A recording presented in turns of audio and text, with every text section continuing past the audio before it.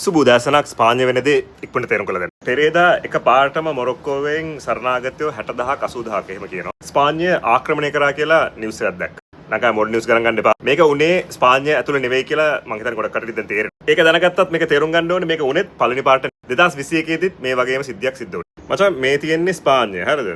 මේ තියෙන්නේ පෝර්චුගාලේ. අපි ලංකාව අල්ලන් හිටියේ මෙන්න මේ පොඩි කෑල්ලෙන් තමයි අල්ලන් හිටියේ. ලංකාවට වැඩිය චුට්ටක් ලොකු ඇති. මේ ලොකුට තියෙන්නේ ඉතුරු වෙලා ස්පාඤ්ඤ. ස්පාඤ්ඤ කෑලි ඊට පස්සේ දූපත් මෙහෙ ගොඩක් තියෙනවා. ඒ වගේම මතක තියාගන්න ස්පාඤ්ඤය කියන්නේ ඉස්සර අධිරාජ්‍ය. ලෝකේ ලොකුම අධිරාජ්‍යයක් කියලා හිටියේ ස්පාඤ්ඤ. ඔයගලන් ටිකක් මේ පැත්තේ බැලුවොත් ඔයගලන්ට තේරුම් ගන්න වෙයි මේ තියෙන්නේ ඇෆ්‍රිකා මහද්වීපය, මේ තියෙන්නේ මොරොක්කෝව. මොරොක්කෝවේ පැත්තට ගියාම ඔයගලන්ට දැක ගන්න පුළුවන් මෙන්න මේ අයිලන්ඩ්ස් ටික. මම ලෝකේ යන්නම කැමති අයිලන්ඩ්ස් ටික. මේ තියෙන්නේ කැනාරි අයිලන්ඩ්ස්. මේ තියෙන්නේ සැන්ටා ක්‍රූස් ටෙනරිෆ්, ඊට පස්සේ ලා පාල්මා. මේක දැක්කම ඔයගලන්ට තේරෙන්න ඕනේ ස්පාඤ්ඤයට ගොඩාක් දුරින් තමයි මේ දූපත් සමුදාය තියෙන්නේ. ඇත්තටම හිතුවම මොරොක්කෝවටත් පල්ලෙහෙන් චුට්ටක් මේවා තියෙනවා. අද මොරොක්කෝවේ ඉතිහාසය ලොකුවට කතා කරන්න. හැබැයි මොරොක්කෝව දිහා බැලුවම ඔයගලන්ට තේරෙනවා ස්පාඤ්ඤයයි මොරොක්කෝව අතර තියෙන්නේ චූටි සමුද්‍ර සංධිය. මේක තමයි ස්ටේට් ඔෆ් ජිබ්‍රාල්ටර් කියලා කියන්නේ. මේ තියෙන්නේ රොක් එක. කියන්නේ මේ ජිබ්‍රාල්ටර් මේ රොක් එක. මේක අයිති මචං බ්‍රිතාන්‍යයට. තේරෙනවද? මේක අයිති මහා බ්‍රිතාන්‍ය කෑල්ලක් විතර තමයි මේක යන්නේ. තව පොඩ්ඩක් කොම්ප්ලිකේටඩ් ඊට වැඩිය. 1740 මම හිතන්නේ ඌට්‍රෙක්ට් වල නෙදර්ලන්තේ ඔය ට්‍රීටි එක ගහලා උන් අල්ලගන්නේ.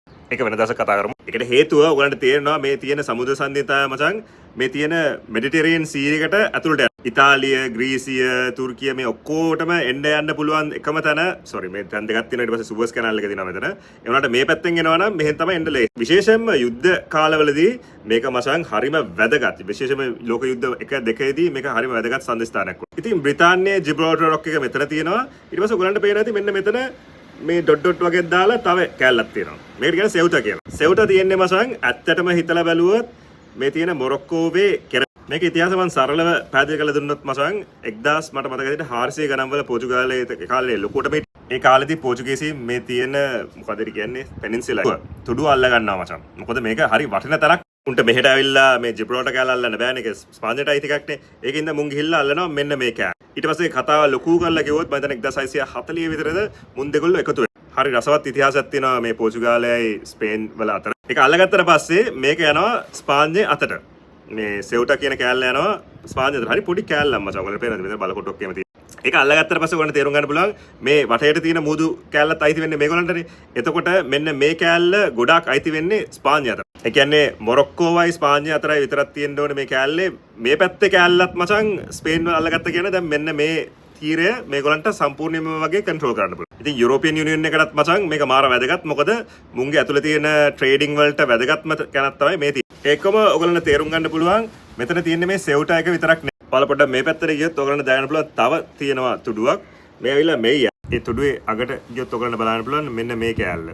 හාබයක් වගේම මිලිටරි බේස් එකක්. මේ ඔක්කොම මචං මිලිටරි බේසස් විදිහට පාවිච්චි කරනවා මට මතකයි. ඊට පස්සේ තව මේ හරි තියෙනවා මට මතකයි. මේ තියෙන අල්හුල්චොම්මා කියලා. මේක නිදහසෙන් පස්සේ ආපහු මොරොක්කෝට ගියා. ඒ වුණාට මේක ඇස්සේ දැන් අරගලෙකුත් යනවා. මොකද ගොඩක් ඉන්නේ මචං ස්පාඤ්ඤ ආభాසයක් තියෙන කැතලික් ක්‍රිස්තියන් වගේ කට්ටිය. ඊට පස්සේ මේ හරියේ තව දූපත් වගේක් ගොඩක් තියෙනවා. මේවට කියන්නේ ෂෆරානස් කියලා මම හිතන්නේ. ඒ භාෂාව මේවට තේරුම් වෙන්නේ Isles of Sovereignty. ස්පාඤ්ඤයේ ස්වයිරි අයිලන්ඩ්ස් විදිහට තමයි මේවා ගණන් ගන්නේ. ස්වයිරි වුණාට මචං මේවා තියෙන්නේ මොරොක්කෝවේ ඇතුලේ හරි උන්ට අයිති වෙන ප්‍රදේශයක තමයි. ඔයාලා සමහරවිට අහලා ඇති මේ වචනේ. මේවට කියන්නේ එන්ක්ලේව්ස්. එක රටක් ඇතුළතට වෙන රටක කෑලි තියෙනවා නම් මචං ඒකට කියන්නේ එන්ක්ලේව් එකක්.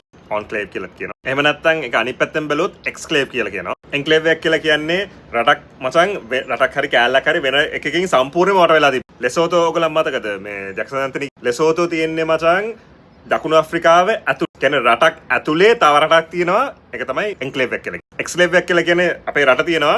ඊට පස්සේ ඒ තව කෑල්ලක් තියෙනවා මචං වෙන කොහේ. ගොඩක් එක්ස්ක්ලේව්ස් එන්ක්ලේව් විදිහටත් ගණන් ගන්න පුළුවන්. ඉතින් මොරොක්කෝට මේ ගැන ලොකු ඇරියස්යක් තියෙනවා කියලා ඔයගොල්ලන්ට තේරුම් ගන්න පුළුවන්. ඔකට යුද්ධ කීපයක් යනවා 700 ගණන් වල 800 ගණන් වල. ඒක ඉවර වෙන්නේ 860. ස්පාඤ්ඤයේ මොරොක්කෝවයි ගහනවා ට්‍රීට්. මේ කියන්නේ මචං මේ අද තියෙන ස්පාඤ්ඤයවත් එහෙම නැත්නම් අද තියෙන මොරොක්කෝවත් එවදන් ගොඩක් වෙනස් වෙලා තියෙන්නේ. ඒ ගැන කතා කරලා වැඩක් නැහැ. මේ කතා ඉවර වෙන්නේ 860 දී ගොඩාක් මේ තියෙන අයිලන්ඩ්ස් වලට මේ තියෙන කෑලි වලට තියෙන සවරන්ටි එක මේ ස්වෛරී භාවය මොරොක්කෝෙන් පිළිගන්න. කරන්න දෙයක් නැතුව පිළිගන්නවා මචං. මාරිස් බෙල්ලුනු චෆරිනා අයිලන්ඩ්ස් ඒ වගේම ගොඩක් කෑලි මුන් ආපහු ස්පාඤ්ඤෙන් ගන්න. 1900 ගණන් පටන් ගනිද්දී ස්පාඤ්ඤේ ප්‍රංශය නෙවෙයි ගේමක් ගහනවා මචං. මොරොක්කෝ කෑලි වලට බෙදාගෙන උන් කන්ට්‍රෝල් කරනවා. මේ තියෙන්නේ ස්පාඤ්ඤෙන් ඒ කාලේ අල්ලගෙන හිටපු කෑලි ටික. ඊට පස්සේ පල්ලෙහාට ගියාම ප්‍රංශ. අද උනත් මොරොක්කෝට ගියාම ඕගලන්ට ඒ ස්පාඤ්ඤයේ ප්‍රංශයේ තියෙන වෙනස දැක ගන්න පුළුවන්. උතුරු කරේ තියෙන්නේ ස්පාඤ්ඤ බලපෑම, දකුණු තියෙන්නේ ප්‍රංශ බලපෑම. කතා කරන්නේත් ඒ විදිහටම තමයි. ඒගොල්ලන්ගේ කෑම කල්චර් ඔක්කොම දෙක ගන්නවා. 1956 දී මොරොක්කෝව උන්ගේ ඉන්ඩිපෙන්ඩන්ස් එක ලබා ගන්නවා අවුරුදු 50කට විතර පස්සේ. 1956 දී මොරොක්කෝට ඉන්ඩිපෙන්ඩන්ස් නිදහස ලබා දුන්නත් මචං ඒ තියෝනේ කියන සොයිටා මෙලියා ඊට පස්සේ තරෆිනෝස් අයිලන්ඩ්ස් මේ ඔක්කොම මේගොල්ලන් තියාගන්න. ඒකට හේතුව ඔයගොල්ලන්ට මම මුලින්ම කිව්වා. ස්පාඤ්ඤෙන් කියන්නේ 1400 ගණන් වල ඉඳන් මේ වගේ ඉන්නේ අපේ මිනිස්සු.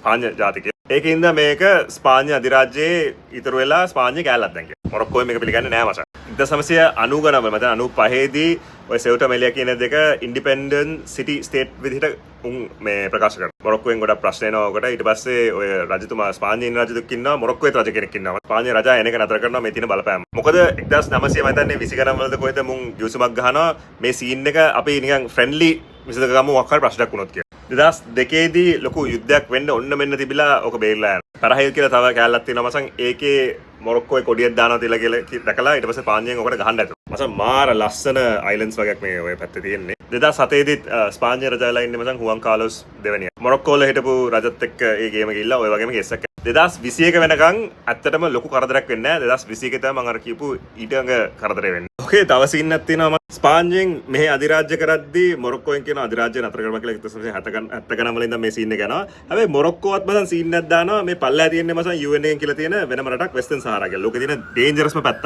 ඒක දැන් මසන් මුන් ගොඩක් කියන ලොකු කෑල්ලක් අල්ලගෙන යුද්ධයක් යනවා මසන් යුද්ධයක් වගේ එකක් යනවා මසන් පොලසාරියෝ ෆ්‍රන්ට් කියලා වෙස්ටර්න් සහාරාවල. මොරිටියානත් ඔකේ කෑල්ලක් අල්ලගෙන යනවා පස්සේ දවසක කරා. කවුරුත් මේ ක්ලීන් කට්ටිය නෙවෙයි කියලායි මම මේ තේරුම් කරන්න හදන්නේ. බලේ තියෙද්දි තියෙන පොඩි රටවල් වල පොඩි මිනිස්සුන්ට පීඩා කරන එක මචං කවුරුත් කරනවා වගේ සීන් නැත්තම් මේ ළඟදී මතන ගිය අවුරුද්දේ හරි ඉන්දියාවේ පොඩ්කාස්ට් එකක අහනවා මචං ඇයි අපේ කච්චතිව් අල්ලගෙන උන් ඇවිල්ලා කච්චතිව් අල්ලගන්නේ නැත්තේ. එතකොට ඉන්දියාව දෙන පිළිතුර තමයි ඒකට හේතුව මේ තියෙන ඉන්දියන් ඕෂන් එකේ ඇත්තම බලවේගය ඉන්දියාව නෙවෙයි තාම ඇමරිකාව කියලා. කවදා හරි ඒගොල්ලන්ට සම්පූර්ණ බලය තිබ්බනම් අපි අහා ඉන්නේ නැහැ මචං අපි ගිහලා ගන්නවා කියලා කියනවා. උන්ට මචං අපිට ගහලා ගන්න පුළුවන් නම් අද ගන්නවා. ඒ ගහලා ගන්න බැරි අපි මේ බලවත් හින්දා නෙවෙයි. අපි වෙන වෙනුන් එක්ක මැච් ගහලා තියෙන හින්දා. ඔය කියන පොලසාරියෝ ෆ්‍රන්ට් එකයි මොරොක්කෝ අතර තිබ්බ යුද්ධය 1991 ඉඳන් 2020 කොවිඩ් වෙනකම් 2021 දී ඔය පොලසාරියෝ ෆ්‍රන්ට් එකේ හිටපු නායකයාව මචං ස්පාඤ්ඤයට ගිහිල්ලා බෙහෙත් ගන්න දෙනවා. ඒකට මොරොක්කෝට බලපයින්නවා. ඕක උනාට පස්සේ මචං මොරොක්කෝවෙන් පළවෙනියටම ඔය සෙව්ටා වලට ෂොට් එක දෙනවා. හරි සරල දෙයක් මචං. දැන් ඔය සෙව්ටා මෙලියා වල ඉන්නේ ස්පේන් වලින් කන්ට්‍රෝල් කරගෙන. හැබැයි වට කරලා තියෙන්නේ මචං මොරොක්කෝවේ ඉන්නේ ගොඩාක් දුප්පත් මිනිස්සු. සාපේක්ෂව බලමු. පොසත් තැන් වල ලංකාවටත් වැඩිය පොසත් මචං. හැබැයි දුප්පත් තැන් වල ලංකාවටත් වැඩිය ගොඩක් යන රටක් ඒක කියන්නේ. ඉතින් මොරොක්කෝවෙන් මචං කොයි වෙලාවක හරි ඔය සෙව්ටා හරි මෙලියාට ගහන්න ආවොත් මචං ස්පේන් වලට මුකුත් කරගන්න බෑ ඒ වෙලාව. අනිත් එක ඔයාලා දන්නවා යුරෝප් වල තියෙන සරණාගත නීතිය මොකක්ද? ඉතින් බේසිකලි මචං මොරොක්කෝ කරේ උඹලා අපිත් එක්ක ගියේ ස්පාඤ්ඤයට සරණාගතයොන් විදිහට ලක්ෂ ගණන් මිනිස්සු මචං අවුරුද්දට යනවා යන්න හදන. නෙදර්ලන්ඩ්ස් වල ඉඳන් මචං ගොඩාක් ඇම්ස්ටර්ඩම් වල ඉන්නවා මොරොක්කෝවේ ගොඩාක් ප්‍රශ්න තියෙනවා ඔය මිනිස්සුත් එක්ක. සාමාන්‍යයෙන් ඇම්ස්ටර්ඩම් වල ඊට පස්සේ බ්‍රසල්ස් වල ඊට පස්සේ ප්‍රංශයේ තියෙන පැරිස් වගේ නගරවල ගොඩාක් ප්‍රශ්න ඇති කරන්නේ මොරොක්කෝවෙන් එන මිනිස්සු. ඒකට හේතුව උන්ගේ කල්චර්ස් වල වෙනස් තියෙනවා, උන්ගේ තියෙන ඉන්කම් වල වෙනස්කම් තියෙනවා. ඒ වගේම උන්ගේ ආගමේ වෙනස්කම් තියෙනවා. ඔයාලා දන්නවා යුරෝපයේ මේ වෙලාවේ ඉස්ලාමුයි ක්‍රිස්තියානි ආගමයි අතර තියෙන ඒ ගැටනේ මොකක්ද කියලා. හැබැයි ඒ වගේම ඔයාලා දන්න දෙයක් තමයි මචං ෆුට්බෝල් වර්ල්ඩ් කප් එක ගත්තොත් ඇත්තටම ෆුට්බෝල් වර්ල්ඩ් කප් එක යන්නේ යුරෝපයේ එහෙම නැත්නම් වෙන රටවල් අතරද එහෙම නැත්නම් මොරොක්කෝවයි අතර. ගොඩාක් ටීම් මචං බහුතරයක් හදවලා තියෙන්නේ මොරොක්කෝවෙන් එන කොල්ලෝ නම්බලා. මම එක්සැජරේට් කරන්නේ. හැබැයි ඒක දැක ගන්න පුළුවන් ඔයගොල්ලන්ට. ඉතින් හොඳ ජීවිතයක් ලබා ගන්න ඔය මොරොක්කෝවෙන් ස්පාඤ්ඤයට යන මිනිස්සු ගොඩාක් බහුතරයක් ඉන්නේ. මොකද බෝඩ් එක කරම ඉස්සෙල්ලා බිනෝගේ ළඟ තියෙන. හැබැයි දැන් ළඟකදී 2010 ඉඳන් මචං කොහොමත් ඔය යුරෝපියන් මයිග්‍රේෂන් ක්‍රයිසිස් එකේ ඉඳන් යන්න දෙන්නේ ඔය ජිබ්‍රාල්ටර් එක පයින්ඩ් දෙන්නේ නැහැ. මොකද මේක පැනලා ඇතුළට ගියොත් මචං ස්පාඤ්ඤයෙන් අනිවාර්යයෙන්ම සරණාගතයෝ විදිහට එක්ක පැනලා ඉන්න පුළුවන්. එහෙම නැත්නම් උන් ටික තව උතුරු කරේට යනවා. මෙහෙම නෙදර්ලන්ඩ්ස් ඊට පස්සේ නෝර්වේ UK වෙනකන් යනවා. ඉතින් ලේසිම වැඩේ නේද මචං මේ අපේ රටේ ඇතුළම තියෙන ඒ කෑල්ලට ගිහිල්ලා සරණාගත කමක් ඉල්ලගෙන එන්න.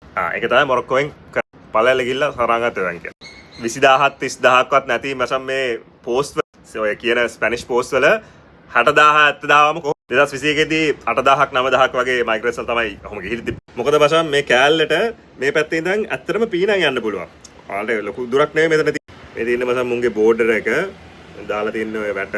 උඹලට තේරුම් ගන්න පුළුවන් මේ තියෙන්නේ මේ පැත්තේ තියෙන්නේ මොරොක්කෝ අනිත් පැත්තේ තියෙන්නේ ස්පාඤ්ඤය. ඉතින් මචං මේ පැත්තේ පීනගෙන එන්න කොච්චර පෙට්‍රල් තිබ්බත් මචං උඹ හිතපන් 25000ක් 30000ක් 50000ක් එද්දි කොහොමද නතර කරන්නේ? ඔන්න ඔය තුරුම්පුව තමයි පෙරේදත් මොරොක්කෝ ගැහුවේ. මේ සැරේ උනායි කියලා කියන්නේ අල්ජීරියාවේ යන පොඩි හදියක් යනවා. මේක තව පොඩ්ඩක් පැහැදිලි කරන්න ඕන. අර මං කියපු වෙස්ටර්න් සහරා සීන් එකදී ඒකෙදි මචං ස්පාඤ්ඤය මේ පැත්ත ගත්තා. ඔව් අල්ජීරියාව තියෙන්නේත් මොරොක්කෝ එහා පැත්ත. ඉස්සර ප්‍රංශ කොලොනි. ඔය සීන් එක කරන්නේ 2022 දී ස්පාඤ්ඤය මොරොක්කෝත් එක්ක පොඩ්ඩක් ෂේප් වෙලා උන්ගේ පැත්ත ගන්නවා වගේ සීන්. අල්ජීරියාව ගන්නේ වෙස්ටර්න් සහරාවේ සහරාවි පැත්ත. ඒකේ ඇරියස් එක තාම යනවා. මොරොක්කෝවේ ඇරියස් එකක් තියෙනවා අල්ජීරියාවත් එක්ක. ඒ වගේම ඒ ස්පාඤ්ඤෙන් කරපු සීන් එකේ හින්දා අල්ජීරියාවට මල පැන්න ස්පාඤ්ඤත් එක්ක. ඔය වෙස්ටර්න් සහරා කියන්නේ ඇත්තටම මචං කාන්තා. හරිම දුප්පත් රටක්. ඒ වුණාට මිනරල් රිච් අර කොංගෝ වගේ. ඔන්න ඔය හේතු හින්දා තමයි මම මොකට මරාගන්නේ. ස්පාඤ්ඤයෙන් මේ ළඟදී ගිය මාසේ වගේ මම හිතන්නේ අල්ජීරියාවට ගියා. සම්මුඛ සාකච්ඡාවකට වගේ උන් නායකයෝ ටික සංචෙස් ආවා අල්ජීරියාවට. ස්පාඤ්ඤයේ නායකයා මේ වෙලාවේ මේ පෙඩ්‍රෝ සංචෙස්. ස්පාඤ්ඤයට මචං මේ කෑල්ල අවශ්‍යමයි. මම ඉස්සෙල්ලා කිව්වා වගේ මේක මේ පාලනය කරන්නේ බ්‍රිතාන්‍යයෙන්. මේ කෑලි ඔක්කොම තිබ්බත් අදාළ නැහැ මචං. මේ කෑල්ලයි බ්ලොක් වුණොත් ස්පාඤ්ඤයට මේකට ඇතුළට එන්න විදිහක් දැන් බ්‍රිතාන්‍යයත් යුරෝපීය යුනියන් එකේ නැහනේ. මෙතන වෙන සීන් එක පොඩ්ඩක් පැහැදිලි ඇති. උනේ කොහොමද? ඔය මිනිස්සු ටික කොහොමද මං ගියේ? දැන් උඹලා හිතපන් මාලදිවයිනත් එක්ක අපේ යුද්ධයක් යනවා මචං. හරි. ඒ යද්දී යාපනයේ ඉන්නේ උන් ටික ඉන්දියාවට පැනලා යනවා. අපේ කැමති කට්ටිය ඇති එහෙම. ඒක පොඩ්ඩක් ට්‍රැක් කතාවක් නේ. මේ තාක් කාලයක් කිව්වේ මචං ඉතිහාස. දැන් මේ කියන්නේ මචං මේ අවස්ථාවේ තියෙන ජියෝපොලිටික් කන්ස්පිරසි එක නේ මම තේරෙන්න ඕනේ මේක පිටිපස්සෙත් යුදෙව්ව ඉන්නවා. අපි හිතන යුදෙව්වනේ ජානුවාදී යුදෙව්ව ඉන්නවා. පෙඩ්‍රෝ සංචෙස් මචං යුරෝපියන් යුනියන් එකේ මුලින්ම ඊශ්‍රායලට විරුද්ධ ගිය ඊශ්‍රායලය කරන ජනසංහාරයට විරුද්ධව ගිය මුල්ම ලොකු නායකයෙක්. අයර්ලන්තෙනුත් ගොඩ කාලෙක ඉඳන් ওই පැත්තේ හිටියා. ඒක උනාට පස්සේ නෙතන්යාහුට මචං හැර මලක් මූත් එක ඔය රට වටන්න ඔය ගවර්න්මන්ට් එක වටනකම් ඌ නතර වෙන්නේ නැහැ කියලා කියලා තියෙනවා. මේක මීට වැඩිය චුට්ටක් කොම්ප්ලිකේටඩ්. ඒ උනාට මොරොක්කෝ මේ වෙලාවේ ඉන්නේ ඇමරිකාවේ පොකට්ටුව. ගොඩාක් ඉන්වෙස්ට්මන්ට්ස් එනවා යුරෝපියනුත් ඉන්වෙස්ට්මන්ට්ස් එනවා. ඒකෙන් හින්දා ඇමරිකාවයි ඊශ්‍රායලයේ තියෙන ඔය ඇක්සිස් එක අතර තමයි දැන් මොරොක්කෝ මේ දවස්වල ඉන්න රජ මෙතන මොහමඩ් 6. ඉතින් මචං තමන්ගේම රටේ මිනිස්සු ජෝපොලිටිකල් ගේම් එකකට ඉත්තෝ විදියට යවලා උන් උන්ට සරණාගතයෝ වෙන්නත් බෑ කියලා හොඳට තේරුම් අරගෙන යවනවා කියන්නේ මචං එහෙම රටවල නායකයෝ අඩුයිනේ මචං. එතකොට මේක පිටිපස්සේ අදිසි හස්තයක් තියෙනවා කියලා තමයි ගොඩක් කමෙන්ටේටර්ස් වගේ CIA එකයි මොසාද් දෙක. ඒකම ට්‍රම්ප්ට මචං ඇමරිකාව මේක පෙන්වන්න ඕනේ බලන්න යුරෝපෙට වෙලා තියෙන දේ. ඇමරිකාවෙ ඉන්නේ උන් දන්නේ නැහැ මචං මම ඔය කිව්වා වගේ ඔය කෑල්ල තියෙන්නේ ස්පාඤ්ඤය ඇතුළේද මේ ආෆ්‍රිකානු මහද්වීපය කියලා උන්ට තේරෙන්නේ නැහැ. ස්පාඤ්ඤය ඇතුළට ආක්‍රමණයක් ආවා කියන විදිහට තමයි කොහෙන් නිවුස් වල ඇමරිකාව රන්නේ. ඒකම යුරෝපයේ මචං ෆාර් රයිට් එකක් තියෙනවා. කියන්නේ දක්ෂිණාංශික අන්තවාදයට පොඩ්ඩක් බර කට්ටක් ඉන්න. ප්‍රංශය, ෆින්ලන්තය, ඩෙන්මාර්කය මේ වගේ ගොඩක් රටවලින් මේකට ගොඩක් ශබ්ද දැම්මා යුරෝපයේ යුනියන් එක ඇතුලේ. යුරෝපය ඇතුලේ වීසා නැතුව යන්න පුළුවන් තියෙන ෂෙන්ගන් සිස්ටම් එක ගැන දන්නවනේ. ඒකෙන් ස්පාඤ්ඤය ටෙම්පරරි අයින් කරන්නත් කියලා ඊයේ ජෝර්ජ් මෙලෝනි කිව්වා. ජෝර්ජ් මෙලෝනි මචං එන්නේ මුසෝලිනිගේ කට්ටිය. ජෝර්ජ් මෙලෝනිගේ ඒ මුසෝලිනිගේ අන්තවාදය නැති වුණාට මචං ඒ පැත්තෙන් එන ඒ ප්‍රවාහය තමයි තියෙන්නේ. ලංකාවෙත් එහෙම පක්ෂයක් තියෙනවා මොකක්ද ඒ. ඉතින් යුරෝපය ඇතුලේ තියෙන සහසම්බන්ධතාවයටත් මචං මේක දැන් ප්‍රශ්න. මොකද ඔය මයිග්‍රන්ට් ක්‍රයිසිස් එක එහෙම නැත්නම් සරණාගතයෝ වෙන ප්‍රශ්නේ මචං දැන් ගොඩ කාලෙක ඉඳන් රන් වෙනවනේ. ඇමරිකාවේ යුරෝපයේ ඉන්න දක්ෂිණාංශික ෆාර් රයිට්ස් උන්ට මචං මේක ඇත්තටම පට්ට ඇමිනේෂන් එකක්. මේක දැන් එකපාරක් වුණාට යුරෝපයට මචං මේක දැන් දරා ගන්න මේක ගැන ඊශ්‍රායලයේ කියන්නේ උන් මචං ඇතුලේ ඕපන්ලි කතා කරනවා දැන් මේ. නිවුස් වල මේක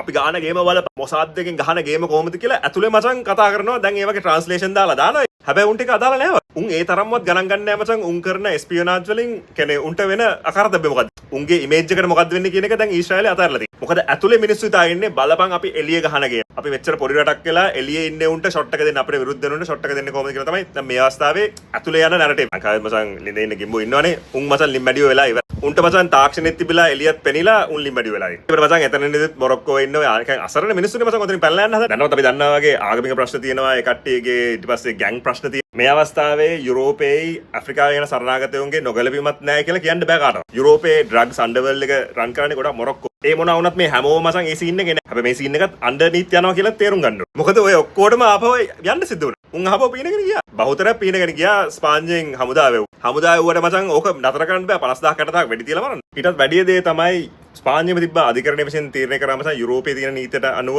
මේ තැනට ආවත් මචං සරණාගතයෝ විදිහට ඒ කට්ටියව ස්පාඤ්ඤය ඒ කියන්නේ යුරෝපයේ සරණාගතයෝ විදිහට ගණන් ගන්න ඕනේ. මේ තාක් කාලයක් වෙනකන් කරේ නෑ. ඒ නියෝගය ආවේ මේ ළඟදී ගිය අවුරුද්දේ වගේ. ඒකත් දැන් මොරොක්කෝෙන් පාවිච්චි කරනවා. කවුරු හරි සරණාගතෙක් ආවොත් ඕගලන්ට බෑ කියන්න බෑ. ස්පාඤ්ඤය හිටියේ ඒ සීන්. අන්න ඒ හේතුවත් තියාගෙන තමයි පෙරේදා ඔය මිනිස්සු ඔතනට එව්. මොකද ඒගොල්ලන් දන්නවා දැන් මචං මිනිස්සු යවුවොත් උන් සරණාගතෙක් විදිහට ඉල්ලුවොත් උන්ට දෙන්න සිද්ධ. මොරොක්කෝෙන් කරේ මචං පව මූව් එකක්. ඇමරිකාව අරගෙන හරි ඊශ්‍රායලය අරගෙන ඒ අදාළ නැහැ. ස්පාඤ්ඤය අධිරාජ්‍යවාදයට ඉස්සරහට කඩපතක් තියලා දනගස්සපු සින් නැත්තම් මේ සිද්ධ වුනේ. මොකද දැන් ස්පාඤ්ඤය දන්නවා ඕන වෙලාවක මේක කරන්න පුළුවන් කියලා. ලක්ෂයක් දැම්මොත් ලක්ෂ 10ක් ඇතුළට එව්වොත් මොකද ඒගොල්ලන්ට ලැජ්ජ වෙන්න සිද්ධ වෙනවා. හැබැයි ඇමරිකාවෙන් අධිරාජ්‍යවාදය යුරෝපේ පතුරද්දී යුරෝපේ ඉන්න රටවල් අධිරාජ්‍යවාදය ඇෆ්‍රිකාවේ පතුරද්දී ඇෆ්‍රිකාවේ ඇතුළෙන් මචං උන්ගේ අධිරාජ්‍ය උනුත් මේ කවුරුත් මචං සුදුනේ. මේවා ජාතිවාදී ප්‍රශ්න විදියට එළියට දාන්න තමයි මචං මුන් හදන්නේ. ඇත්තටම මචං මේවා geopolitical games.